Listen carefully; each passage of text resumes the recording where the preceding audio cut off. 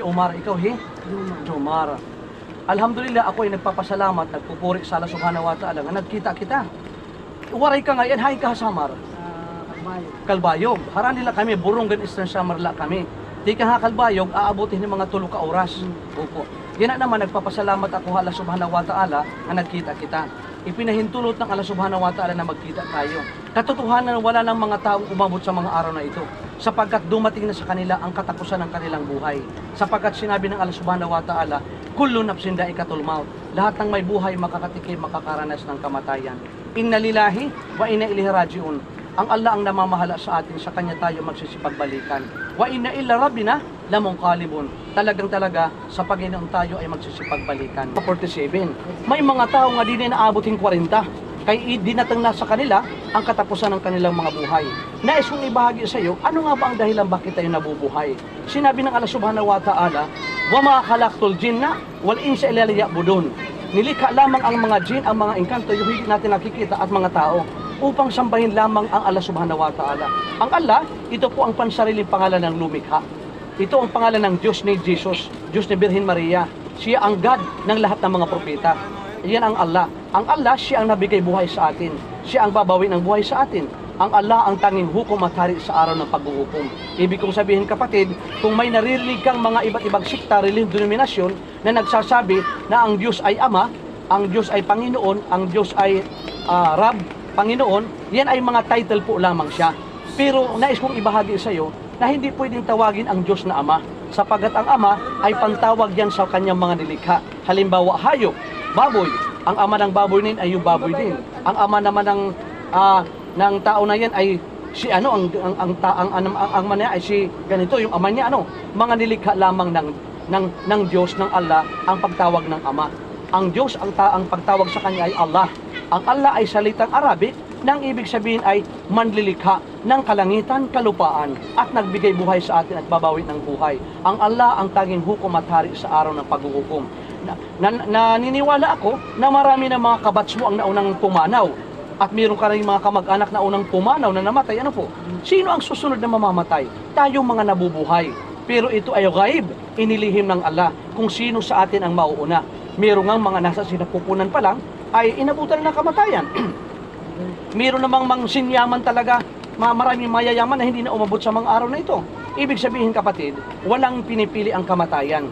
Darating sa atin ang kamatayan. Ang susunod na mamamatay ang mga nabubuhay.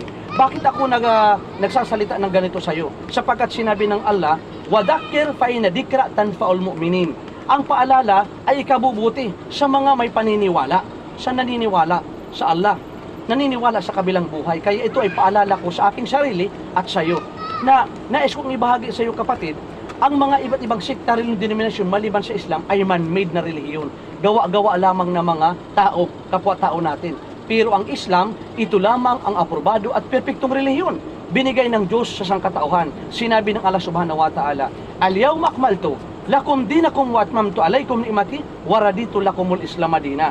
This day I have perfected your religion for you, completed my favor upon you, and have chosen Islam as your religion. Ang mga araw na ito ay nilubos ng Diyos, ng Allah, ng ating Panginoon, ng Rab, ng ang kanyang paglingap sa atin. Ibinigay sa atin ang Islam bilang ating relihiyon. Sinabi ng Allah subhanahu wa ta'ala, "Wa may yabtaghi ghayra al-islami dinan falani yuqbala minhu wa huwa fil akhirati minal khasirin." Sino man ang magnais ng ibang relihiyon maliban sa Islam, ito ay hindi tatanggapin mula sa kanya. At sa kabilang buhay, siya ay kabilang sa mga talunan. Kaya kapatid, Brother Jomar, ang ibang sikta ay gawa-gawa lamang ng tao. At ang Islam lamang ang aprobado at perpektong relihiyon binigay ng Diyos, ng Allah sa sangkatauhan. Kung mapapansin mo, bago dumating ang mga Christian Catholicism, ang mga Espanyol, ang mga Amerikano, Hapon, ang Islam lamang ang nauna dito sa atin.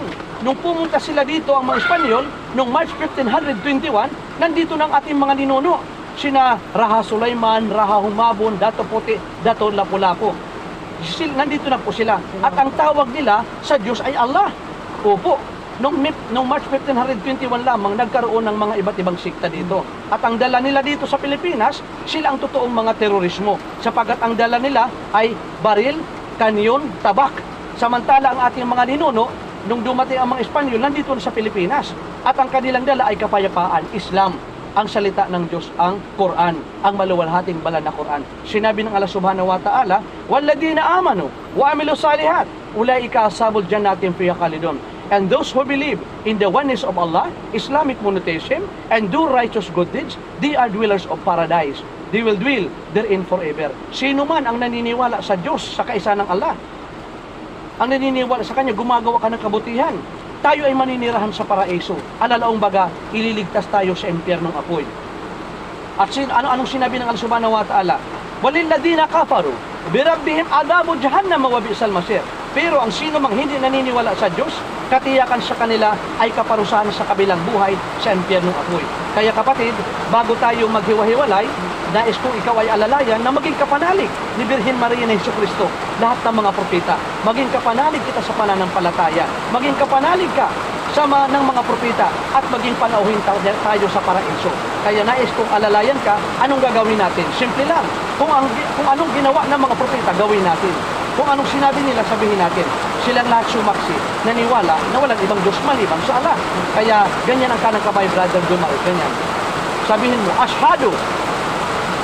Lakasan mo, ashhadu an la ilaha illallah wa ashhadu anna Muhammadan abduhu wa rasuluh.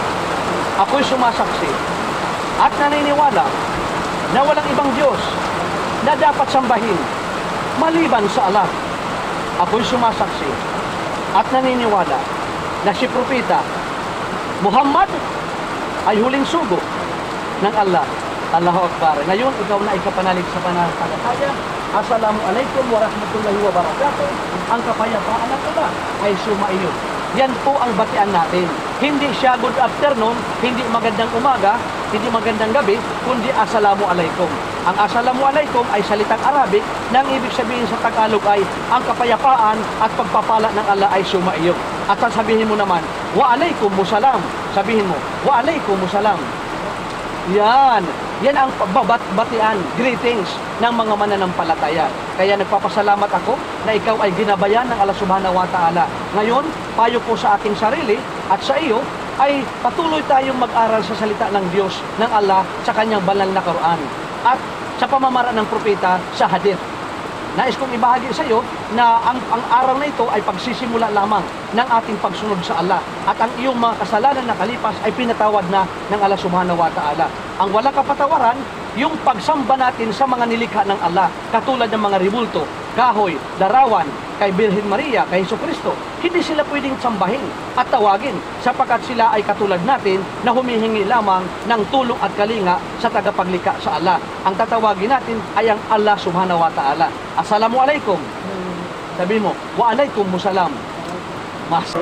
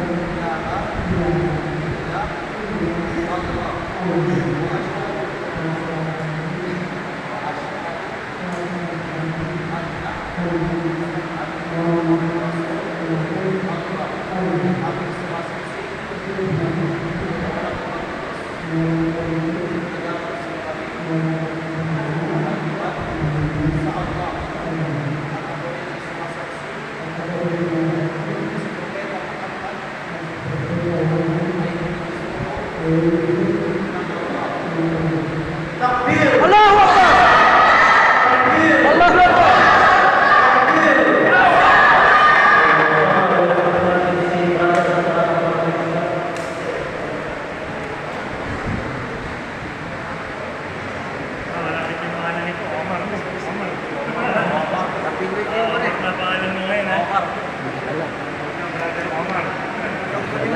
Pwede. Thank you. Di ba? Oo. Sabi ko makuha mo yun eh. Ano lang. Katribo. Waray-waray. Nag-upay. Tribong waray nun. Ha? Waray siya, waray.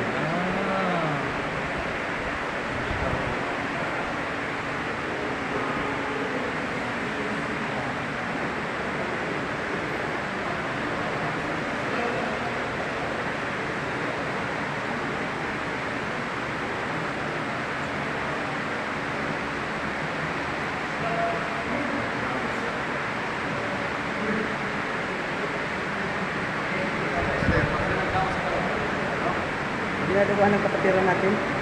Pinaload ko lang.